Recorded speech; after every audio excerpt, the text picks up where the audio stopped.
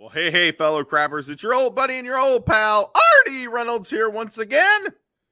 And this time I am joined by none other than EC3 himself. How are you, sir? Yeah, I'll have you know that the C in EC3 stands for, you guessed it, crap. I'm doing well. How are you, RD? I've always been a loyal. I grew up on WrestleCrap. Now I've kind of turned myself off of the wrestling bubble because it's all crap, but it's like not the good crap. But I did grow up on WrestleCrap, so it's an honor to talk to you and congratulations on all the successful moves you're making, shoveling shit. Yeah. Absolutely. It's funny. I'm glad you told us what the C was for, because I was going to ask if I was supposed to call you Mr. 3 or Mr. C or Mr. E, but then it would be like a Batman villain, the Riddler or something. So, well, to some I am a villain, but any handle works, so it's all good. Awesome. Well, so you said you were there early on with the site. So tell me about you. When did you first hear the term WrestleCrap?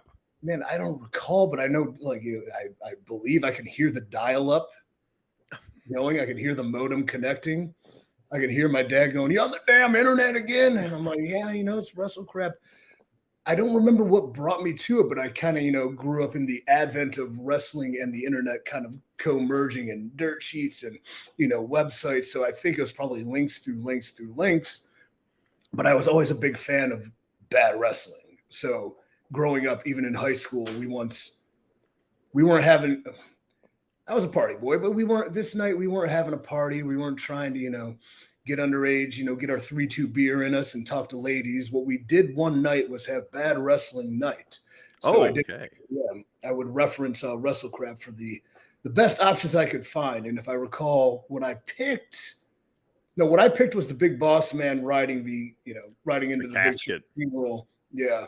And then the cat, just because I was a Blues Brothers fan and they had the giant horn on the thing. But the winner of the night was Hulk Hogan versus the Giant from the Joe Louis Arena with, the Yeti and falling, the choke slam off. And he comes out with the fish in his singlet. And like that it tore the house down. It's the sumo truck monster battle. Absolutely. Yeah. Absolutely. That's the stuff legends are made of. That's true. They both had good runs, so we're allowed to have a little fun. Yeah, no, that's I always like to hear what people's favorite, WrestleCrap, what their favorite piece of WrestleCrap was. That one was awesome. That was just terrible from beginning to end. So perfect. And like I have this theory about wrestling too, especially in this day and age, like you're only going to have my attention if you give me an A or you give me an F. So if we're going to equivalent that to stars, you give me 5 or you give me 0, because I have no interest in the in-between. That's what I've always said. I always want not just wrestling, but any form of entertainment. I either want it to be great or I want it to be absolutely horrible, which kind of makes it great as well. Yeah. So. Like, give me There Will Be Blood or give me Hobo with a Shotgun. Either way, I'm going to be content. Hobo with a shotgun.com. I bet that URL is not taken. Actually, it probably is. Probably is. So, and obviously you've had a pretty amazing career. You've been everywhere. What have you ever experienced in the ring yourself, dealing with what maybe not fully WrestleCrap, but something where you're like, oh boy, this is sure not going the way I want it to go? Well, any match I've ever had with Titus O'Neil would be one thing. It's true. Like, I've never been concussed by one person more. But like the FCW days, we had a lot of fun. Like Dr. Tom was probably the best coach I've ever had because he was serious. He's a legend. He's genius. He does these things, but he knows if we're there each and every day, like sometimes there's got to be some leeway to have like some haha, some ham bone, some, carnage. And there would be times where we would do we had to do practice matches. Orders came down from the office that we had to do practice matches and nobody would ever watch. But he'd book the cards with what we would call the FCW legends, making sure they had matches against each other, which are people that had no right being anywhere near a wrestling ring, let alone employed by the World Wrestling Entertainment at the time. So just watching these shit fests unfold live while, stars of today are sitting there back there, we're just – cackling, but kind of like undercover, like encouraging them. But at the same time, like we know the deal and they don't. They're so delusional. There's a lot of like bad matches we got to see live in front of some legends. Names like Lee Fang come to mind, and Rudy Parker and Sar Levine, and like, just absolute like, what are you doing here? Like, it took me years to even get on the radar to be signed, and I'm fairly capable and had a decent run. But these people were just picked up off the street, and it's like, where is this scouting coming from? Ty Bailey. So this is WrestleCrap that's privy to only a few. And like, if you'd ask like a Bray Wyatt or a Seth Rollins or, any of like NXT people that came up and had success, they can tell you some stories. Now, you were on my favorite wrestling show of, I don't know how I can say my favorite because Primetime Wrestling with Gorilla and Bobby Heenan was probably my favorite, but close second, Saturday Morning Slam. Oh, okay. So talk to me, tell me about, I know you wrestled on that show. I did wrestle on Saturday Morning Slam. One good drill, like one positive thing about wrestling and developmental was when they would challenge us, like, all right, try a match with no strikes or try a match with, no clotheslines and no whips, don't use the ropes. So like, I had no problem with like, the kind of handcuffs they would put on Saturday Morning Slam because it's a kid's show. They didn't want punches. They didn't want moves on the head and things like that. Right. And we're cognate. I'm a very serious wrestler, but at the same time, I'm not serious enough in myself where I'm like, all right, I know what this is. Like, I'm not going to like expect to have a great match and impress the office. They just want me to get it done. But I actually had a really, really strong match with Claudio on it. Mm-hmm. No strikes and big giant swings. And I even did a tope suicida, which blew out my knee. Oh no. Yeah, on Saturday Morning Slam. This story isn't funny. This is like that's why I was like kicking myself for bringing up something that was, bring up bad memories. I certainly didn't want to do that. There's no such, I have no regrets in hindsight of the past. So this is a good memory that just sucked. But it's a suicide dive to Claudio, and we were doing really well. My knee dislocated, and I'm laying on there, and I'm like, I can't believe I just got hurt on Saturday Morning Slam. My knee's dislocated. And so the finish required me going off the top. And I'm like, I can even walk. So I don't know if you've ever seen Lethal Weapon 2 where Gibson pops his shoulder back into place. Right, of course. If you see me like on the ground, I'm like trying to pop my knee back into place. Heroic, gutsy, Medal of Honor winning effort for Saturday Morning Slam where Claudio gets back in the ring and I come off the top rope and we do the finish. But yeah, I do remember it. And if that was your favorite show, like it was what it was. It was fun. It was, I liked it because it was so weird. And like you could tell, people had to be inventive on that show. Yes. I mean, you had to, I mean, it was like I think you mentioned the word challenge. And I'm curious, did other people have like real, oh my gosh, I can't make this work? Like, because Daniel Bryan was all over that show. Yeah. I mean, but like, God, he's such one of the best wrestlers ever. Like, I mean, he wasn't the most serious wrestling company at the time in Ring of Honor, and he's using the small packages to finish. Like, the dude gets it. So he had a lot of tricks up his sleeve as far as the challenges.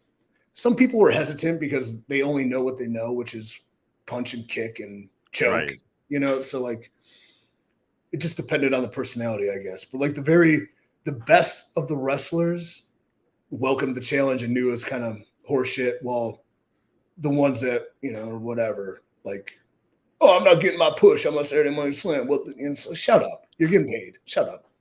10,000 people here. Shut up. Yeah, that was like I said, when Daniel Bryan would be on there, and he came up with like a completely new persona as the Dazzler, and he would like wet his hair down. He had this curly Q, and it was like just completely insane. And anybody that can own ridiculousness, like the thing about wrestling too is like when you take it too seriously, you're only going to shoot yourself in the foot. There's so many things like with Saturday Morning Slam. The Dazzler to work. If I'm at an independent show and I don't know anybody, but a dude coming out called the Dazzler with the middle part wet down, like I know what this guy's about. I like him, so I think that's okay. in some aspects. Are you going to build a foundation on it? No, but it's a nice little piece to play with. Right. So you've mentioned a couple of your favorites. What were ones where did you ever have anything? And you sound like you're pretty mellow, not going to get worked up about anything. Did you ever see anything in wrestling that like was WrestleCrap that actually made you mad? That is a great question. It would be the crap we don't enjoy. It would just be like the hindsight. Like I'll be more mad over like no selling Germans for no reason on an indie show. Like for example, a Ring of Honor show I was on. This is just bad. I think that our champion at the time's finish is this German suplex maneuver, and 2 matches before, guys are trading Germans. Like, yeah. And it's just, guys, you can do anything else, but like the lack of respect for people's placement on the card and where you are and what you're doing in an effort to steal the show. Where in my mind, you can steal the show just being yourself. You can steal the show with all the handcuffs on you if you just do it the right way and you find a creative way to do it. So I embrace the challenges and the creativity while some know what they know and want to do what they do. And it is what it is. Yeah. I only get mad at people that take this shit too seriously, man. It is crap. We're losers in our underwear play fighting on television. At the same time, we can create the most compelling, depth-ridden, amazing tales of perseverance and triumph and heartbreak and all these things. Like wrestling is such a unique thing that it can go either way, and that's why a thing like WrestleCrap lives. That was always the goal from day one with WrestleCrap. Is I was not trying to get views. I didn't even know what views were. I wasn't trying to get clicks or lead to book deals or none of that. It was like I just made this stupid site to make a handful of my friends laugh. Yeah. That was the only goal, and to be honest, that's always been the only goal: is how can I make people laugh? In using pro wrestling as a platform, and there's just such a treasure trove of, people are always like, "Oh my gosh, you ever going to run out of WrestleCrap material?" And I was like, do you watch these shows? You got 10 hours a week to pick of the litter, man. I'm going to be good for a long time. Yeah, absolutely. So what recently have you seen? Do you still watch? Do you still follow stuff or no? I follow blindly because in my pursuit as a quote creator in one retrospect, I feel watching a lot of it will not infect me, but make me think of what's happening as opposed to me trusting intuition and instincts and trying to create something that might be different. I mean, for some, CYN could be a hell of a good time of WrestleCrap with the reputation we've got for no fucking reason, but like, it's not fun. The crap isn't fun anymore. It's just kind of crap. And yeah. And that's, again, hearkening back to, I think, entitlement of people, the perception of being like legitimate stars while we're just niche brand stars in a weird genre, and the fact we're taking it so seriously when these things don't always need to be serious. People want, they want Baskin Robbins. They want 31 different flavors. Not everyone has to be this one thing, and like create a compelling character, get that over.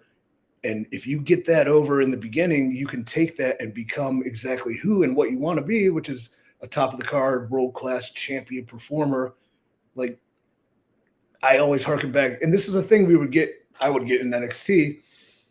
It's Derek Bateman. It's like, funny don't make money. And I'm like, really? Because the reason I'm here is because I watched Edge and Christian do 5-second poses. The reason I'm here is Kurt Angle spraying milk all over, Stone Cold. The reason I'm here is because like The Rock talking about nonsense in like really cool cadences.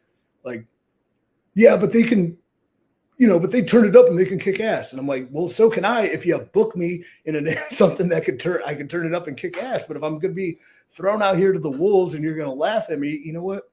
No one laughs at me more than myself. So I'm going to show you guys by being the dumbest fucker you can put in this position. We got heat. You bring up Daniel Bryan. They got legitimately mad at us that they put us in a position to embarrass us. And we turned it around and embarrassed them by rigging that competition. They were legitimately mad that they got outplayed by a couple of like savants. And I'm the one that suffered, but whatever. It's funny because, I always say whatever makes money makes money. I mean, you can try and categorize, say, no, this won't work, or no, this won't work. That most of the time that winds up being a self-fulfilling prophecy.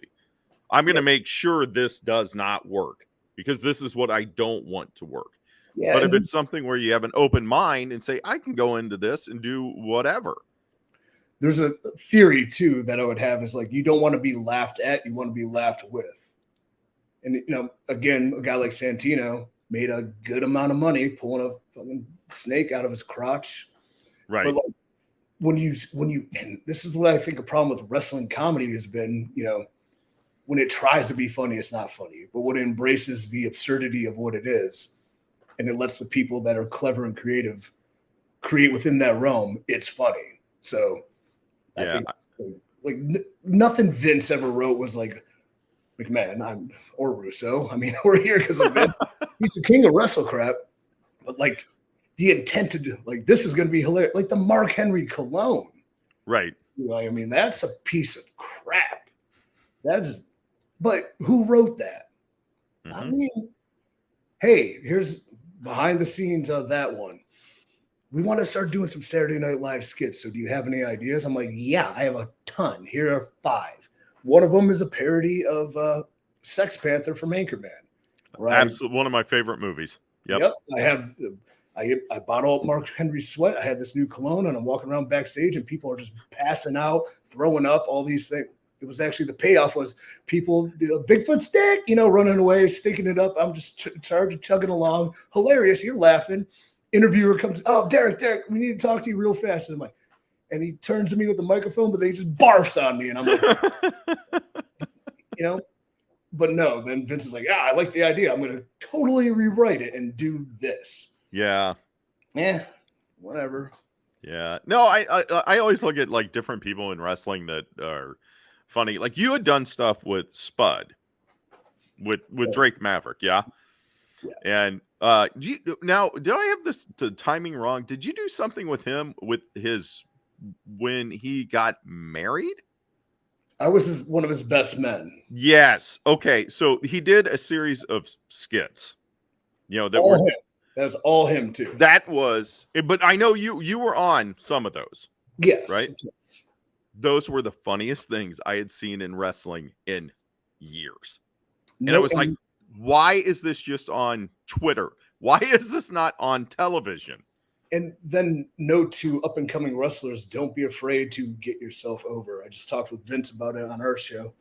But yeah, and that put him in position to at least have the things happen on TV. But like any good idea, when it goes through the filter of 20 writers and, an insane boss, it's going to be diluted and changed and twerked to their. So like creating yourself is great, but then you're going to have to give some over if you want it to be seen by the vast audience, and then it's never as good as it was. Right. Yeah. Once it's been tweaked and homogenized, and we can't say this, or no, that might offend someone, or whatever it may be, or this doesn't make me laugh. I want it to be something that makes me laugh. But I'm telling you, when you guys were doing that stuff, I was in tears. I would like literally grab my wife, who has no interest in wrestling. It's like, she probably loved it. Got to watch this. Absolutely. And anytime creating outside of wrestling within a wrestler that can do that, you show it to a civilian and they're like, I get this. This is fun. But then you're watching wrestling and your friend walks in, like you're watching that wrestling. It's always the worst shit ever. Like, absolutely. And like, how do you justify this? And you're like, I can't. Like, I know this isn't good. Like, there's nothing I can do about it. But like, something good's coming later, I swear. And they're like, no, it's not. And they leave, and then something good happens, and like. Right. You missed the whatever this awesome match is, but you got to see somebody falling off a ladder and and splatting on the ground or whatever it may be. Yeah, there's so many times. It's always timing. Yeah, always timing. So, well, hey, I really appreciate you not only being on here, but just I always still, I think in the back of my mind think I've written this site, and it's only the 4 people that I wrote it for originally, 22 years ago, still showing up. So Yeah. I love it, and I appreciate all your support. And yeah, well, before we leave though, you got to get your plugs in. Oh, controlyournarrative.com, freeec3.com. Follow me at the real EC3.